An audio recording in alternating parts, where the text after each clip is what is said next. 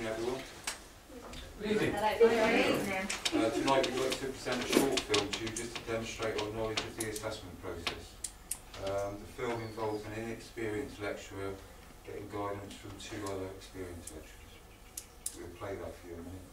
Can we please say we're not actors? If you can imagine that this is like a training video. And we come across really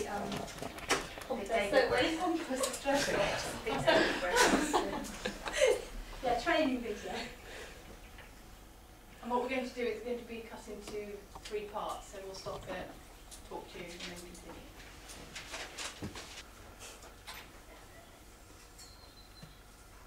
John. Harriet, John. Hi, John. Good to meet you. John's teaching in Year 1 in construction. You must be getting on well with your group now. Getting ready for the next stage of the syllabus. Well, that is a big problem. I want a big help. How do you know that they're not achieving, John?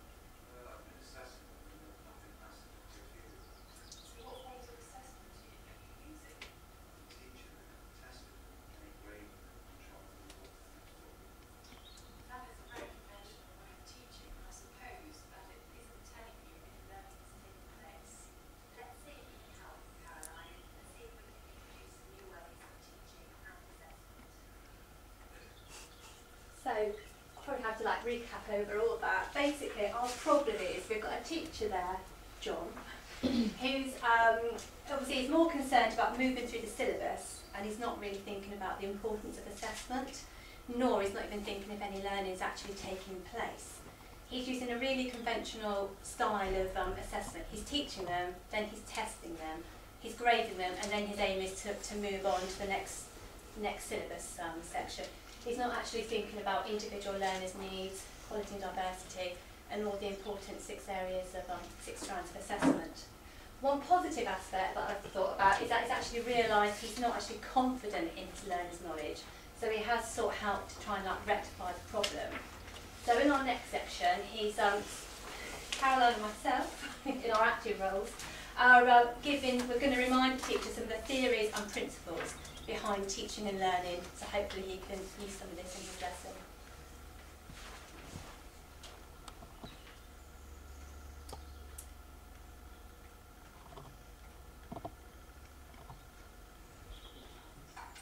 Right, so let's start at the beginning. You need to understand and be aware of some of the theories and principles about learning and assessment. They often get lost, but are relevant when you teach. Let's start with the learning theories. Now 3. Behaviours, cognitive and humanist. Well, behaviourist is learning step by step and repeating techniques until the learner is competent. Cognitive is a clear and organised approach which is meaningful to the learner. And humanist is when it meets the learner's own individual needs and tailor the lesson to suit them. So they're the learning styles. They are a bit abstract, so now we need to link them into more methods of assessment. Do you recognise any of those learning styles in your assessment, John?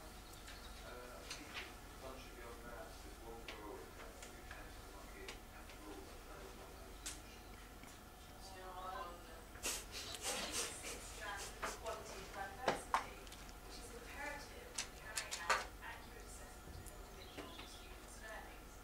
If you don't adhere to them, how are students receiving their assessment? There are 6 strands of assessment: age, disability, race, gender, religion, and sexual orientation, which need to be addressed to allow students to reach their full potential.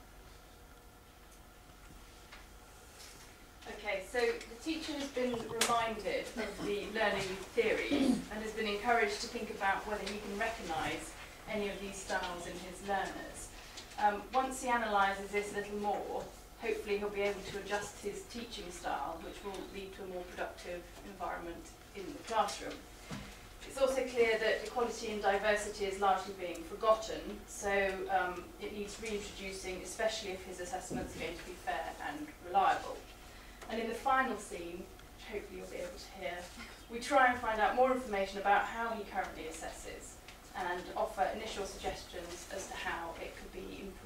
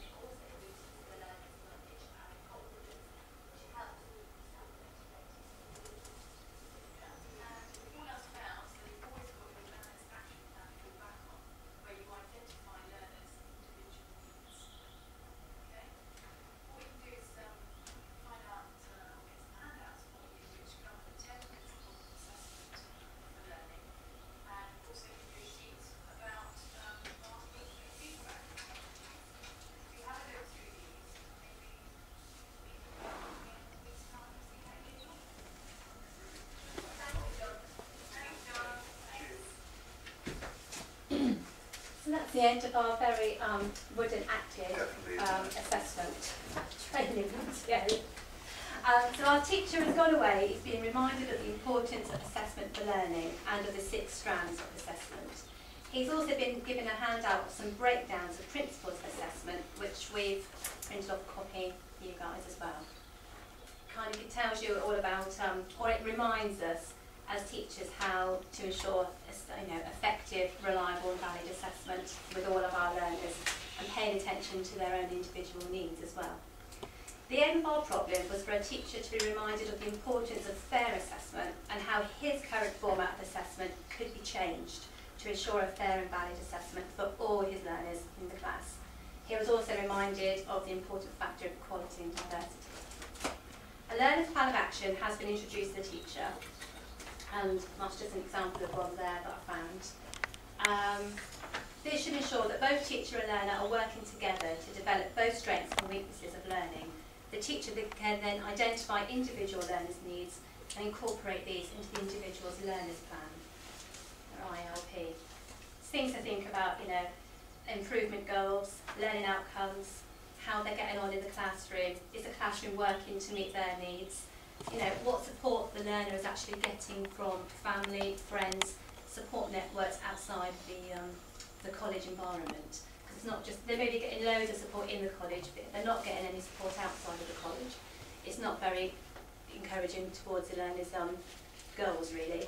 And then we've got processes for collection of data, how we're going to identify to meet these learners' needs, and also a timeline for review and revision. Because if you develop a learning plan template, you need to monitor it regularly to make sure that you're actually achieving these goals that you've set out to do. So, any questions about our quiet video? Silent movie.